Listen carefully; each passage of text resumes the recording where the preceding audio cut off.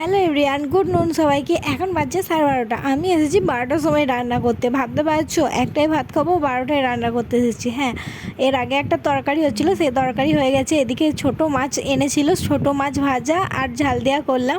এটা তো আমার ফেভারিট ছোট মাছ। আর এদিকে ফ্যান করা থেকে দেখো কতটা ফ্যান আর ভাত পড়ে গেছে।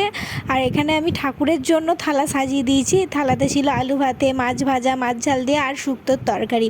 আজকে বেশি কিছু করি নাই, আজকে এটুকুই করেছি 1 ঘন্টার মধ্যে। তারপরে চলো ঠাকুরকে দিয়ে দিই। এখানে মাকে দেখেছি সবসময়তে এভাবে খাবার আগে থালায় সাজিয়ে দিতে। তারপরে দাদা এসেছিলো, দাদা এসে এই রিপোর্টটা দিয়ে গেল, যেটা আমার আনতে যাওয়ার সময় একদমই হচ্ছিল না। আর দিয়ে গেল হচ্ছে এই পুদিনা পাতা। আমি অনেক দিন আগেই বলেছিলাম যে পুদিনা পাতা তোমাদের বাড়িতে আছে, আমায় দিয়ে যাবে, আমি লাগাবো বা খাওয়া। তোমরা জানো অনেকই পুদিনা পাতা অনেকটাই কাজে লাগে, কী উপকার। এইদিকে পুদিনা পাতা গাছগুলো এখন খুলে রাখি, চিকচিকি থেকে বিকেলবেলায় লাগিয়ে দেবো। দেখা হচ্ছে নেক্সট ব্লগে।